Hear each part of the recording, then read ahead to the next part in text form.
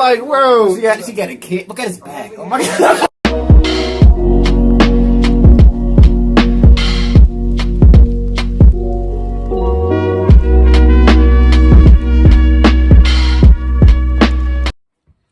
Hey, what's up, y'all? Welcome back to another reaction. Today, if you're reacting to the Simplified One Piece timeline, East to Blue Parliament War. This is a Get-In Robot. I used to watch this a little bit. I used to watch this channel when I was younger. Yeah, I used to watch all that stuff, like Get-In Robot, that little fighter thing. With the little... Yeah, the top 100, like 100 facts you ain't know, whatever. Yeah. I've never really been into like a whole bunch of animes. The only anime I really sat down and really got into was obviously Dragon Ball Z, but that's just because of circumstance. Like I just happened to have seen that one first, and that grew on me. I just like the way everything was like just straight to the point, fighting. They were really doing the hands. But One Piece, it was kind of like the art style for me. Like I wasn't really mess with the art style at first, but now like as I'm older, I can kind of like appreciate that more fluid, like bendy or kind of whatever. If you're doing a reaction, hit that like button, subscribe and share. I've already 10K subscribers. You'll hop right in. Yeah. Many people say there isn't a single anime that deserves universal praise. Well, those people clearly need to watch One Piece. Or maybe read One Piece, because the manga is better than the anime. Whether you've never seen it or you've been enjoying the series so long that you need a refresher and a god to come down and give you a second life, I've made this One Piece timeline for you. I'll follow the series from chapter 1 until the time skip. Otherwise, we'll be here forever. Time skip. Yeah, At least 1,000 years ago, a great kingdom was founded. This kingdom had the most advanced technology in the world. They reigned supreme for quite some time. Year 600, 700. The great kingdom's domain has grown to span the entire globe. In this time, they also crafted 3 almighty weapons. Pluton, Poseidon, and I'm gonna go with the Japanese pronunciation here because we don't want to get demonetized. Uranus. The weapons are remembered collectively as the Ancient Weapons. 20 kingdoms form an alliance to overthrow the Great Kingdom. Defeated, the Great Kingdom disappears, leaving behind indestructible missives known as poneglyphs. They're pretty much like the Rosetta Stone. Year 700 to 800, those 20 kingdoms unite to form the world government, filling the power vacuum left by the Great Kingdom's defeat. The leaders of those kingdoms migrate their residents to the top of the ginormous Red Line, founding Marijois and an elite group of people known as Celestial Dragons. The newly founded world government rules their land with an authoritarian cruelty and suppresses information about what occurred before their ascendance. The century they usurped power from the Great Kingdom is scrubbed from the records. Later, scholars named that era the Void Century. Year 1120, Mont Blanc Nolan departs the Kingdom of Lenil to explore the globe. Year 1122, Mont Blanc Nolan finds the island of Jaya and befriends its inhabitants, the Shandorians. Impressively, their city is entirely made of gold. After spending some time on Jaya, Nolan returns home to inform the King of Lenil about this magnificent locale. However, Nolan's king refuses to believe him. Year 1126. The Shandorian City of Gold is permanently launched into the air by a powerful geyser called the Knockup Stream. While there, it's eventually renamed the Upper Yard. Year 1127. Nolan finally convinces the King of Lenil to travel to Shandora, the City of Gold. 2 ships perish in a storm while en route to Shandora. When they arrive, Shandora and its people have vanished. Nolan is labeled a criminal for seemingly misleading the kingdom. Year 1128. Nolan is executed as punishment for his lies. His legacy forever stains the Mont Blanc name. Year 1422. 2 giants, Dory and Briny, begin their perennial duel on Little Garden. Year 1472, an incredibly important event that I'm in no way inflating occurs. A baby whale named Laboon is left behind at the entrance to the Grand Line, waiting for his pirate crew to return. Year 1474, unbeknownst to Laboon, his entire crew, save for the musician Brooke, perishes on the Grand Line. Year 1496 to 1499, the Roger Pirates, led by Gold D. Roger, embark on their final voyage. Roger is joined by incredible pirates like Buggy the Clown, Shanks, Silver's Rayleigh, Scupper the Bond, Crocus, Douglas Bullet, non-canonically, but in... So I seen the map in the beginning. It's just like a water world. Yeah, it's like a world. It's like this land, but mostly made of water. And like all the masses like combined for real. So all the land is just like one. It's just one giant. No, not really. It's really more space. Yeah, I don't know. The map is kind of weird. I can't really tell, but yeah, that's always seemed like the kind of vibe I got from One Piece was like it was kind of like a pirate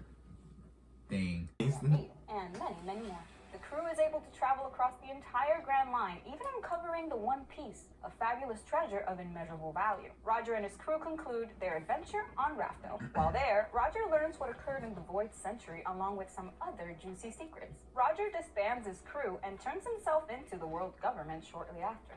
Year 1500. Moments before his execution, Roger calls for other pirates to seek out the One Piece. So begins the Great Age of Pirates. The world government begins their attempts to snuff out all remnants of the Roger pirates. Port-Gas de Rouge is chased by the Marines for housing Roger's child, Port-Gas de Ace, in her womb. She'll eventually hold the child for a total of 20 months, much more than your standard 9-month birth cycle.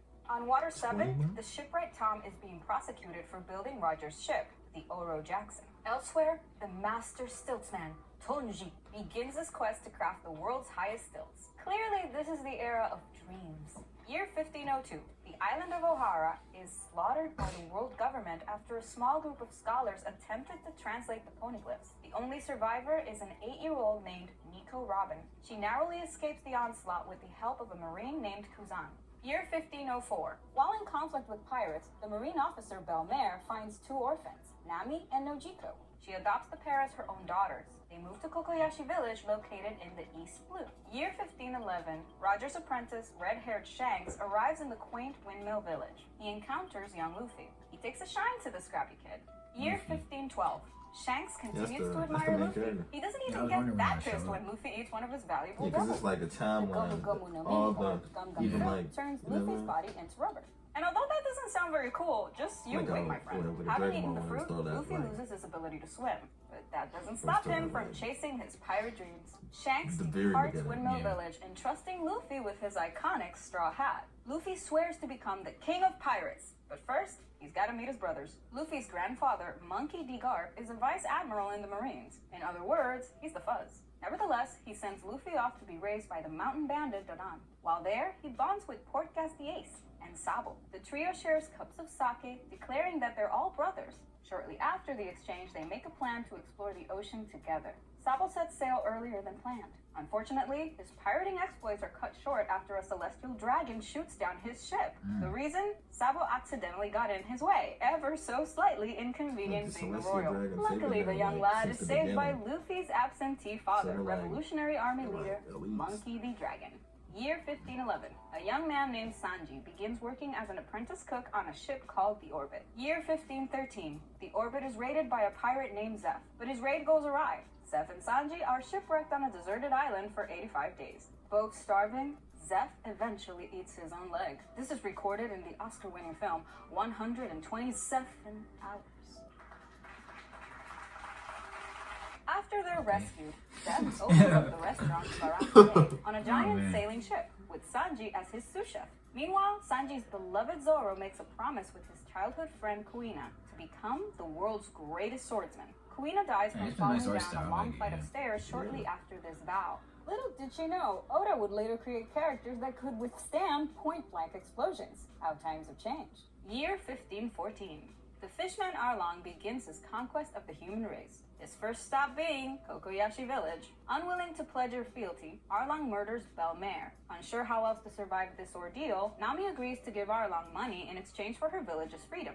Year 1516. Dr. Hiroluck meets a remarkable young reindeer named Tony Chopper. He stands out from his reindeer peers thanks to his distinct blue nose and ability to speak English. The good doctor hires Chopper as his apprentice. Enel leads a coup d'etat against Skypia's leader, Gan Fall. Year 1517. Usopp invites some neighborhood toddlers to found a pirate crew, captained by Usopp, of course. It's called the Usopp Pirates. On the Grand Line, certain CP9 members begin their undercover mission on Water 7 with the intent to obtain blueprints for the ancient weapon Pluton. Year 1518.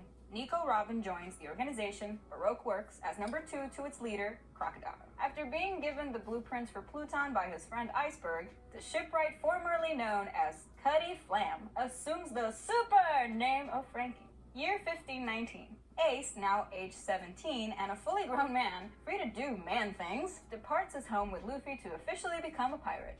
Year 1520. Ace is shipwrecked on an island, meets a man who goes by the name Masked Deuce, lost and starving, the two share a mysterious red orange fruit found by Ace. Whoops! That was a devil fruit called the Mera no Mi, or flame fruit. Ace, who bit the fruit first, now holds the power to turn into flames, while the second biter, Masdu, simply got a very gross meal. Shortly after the Mera no meal, the pair found the Spade Pirates. Ace and the Spade Pirates continue their journey, intending to travel through to the New World and claim notoriety by defeating all 4 Yonko, aka the 4 Emperors, with their particular sights set on Whitebeard. While in the New World, Ace, curious about Luffy's fervent admiration for Shanks, sets out to meet the red-haired pirate.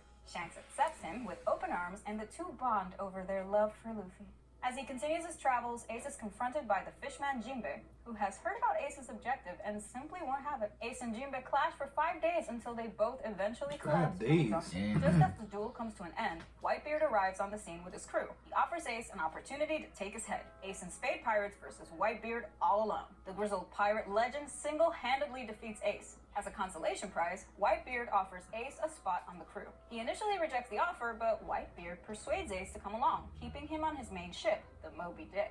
After attempting to assassinate Whitebeard another 100 times with little success, Ace gives up his pursuit of Whitebeard's head and officially joins the crew, eventually heading their second division. The remaining Spade Pirates are absorbed into the Whitebeard Pirates, making one big happy pirate year 1522. And this is the last new date in our timeline for a long time, because everything that comes between now and the time skip takes place in this year. Okay, so let's start. The Whitebeard Pirates aren't doing so hot. Their 4th Division commander, Thatch, is slain by his subordinate Blackbeard after finding the Yami no Mi, or dark fruit. Blackbeard leaves the crew with the fruit in tow, intending to finally put his plans for world domination into motion. Ace sets out to find him and avenge his comrade. Elsewhere, Luffy has come of age, evolving from a man to a seaman. He boards his mighty ship and sets out to sea. Early in One Piece, there were a few differences between the anime and manga. In the anime, Luffy is an accidental stowaway on a luxury ship named the Lady Mary. The Alvida pirates attack the ship. Cat burglar Nami is on board too, on the hunt for treasure. However, it's implied that Buggy, the godly clown, has recently raided the ship, so it's already been cleared out. Luffy befriends a young deckhand named Kobe just as the Alvida pirates attack begins. We get to see Luffy's Gum Powers on display for the first time as he smacks around Alvida and makes his escape. Luffy requests a small boat from Alvida's remaining crewmen. Luffy then tells Nami he's seeking a navigator for his pirate crew. Nami takes one look at Luffy's barrel and says, no thank you. Luffy decides to go off in search of Roronoa Zoro, a pirate hunter he learned about on Alvida's ship. Alternatively, in the original manga and amended episode of Luffy, Nami wasn't present for any of those events, and the Lady Mary didn't even exist. Luffy's barrel landed on Goat Island, the Alvida Pirates HQ. Either way, the events lead to Kobe and Luffy searching for Zoro. Okay. It's interesting so far. I like it, man. They got a crazy that's how I don't know how they thought all that stuff for their show. Yeah, intrinsic story, man. There's a lot going on right there. Talking about hieroglyphics and the government not telling them stuff. Yeah, I wasn't expecting it to be like that, like complex. Like talking about like ancient cities and old kingdoms and like all new elite government. I wasn't expecting all that. But hey, like that's kind of the thing I was having trouble with. Like this when it comes to world building, like you just don't. You kind of get lost in like everything, and it's kind of like piece by piece. Yeah, you just gotta remember what story you're telling and like what setting is gonna be around that story. That's what's important. Mm-hmm. Anyway, it's just interesting, man. You guys see my guy Zoro. Is he like power wise, like what would you describe him as in One Piece? Like is he more powerful than Luffy? Luffy? Probably not, because Luffy's pretty strong, but he's strong too.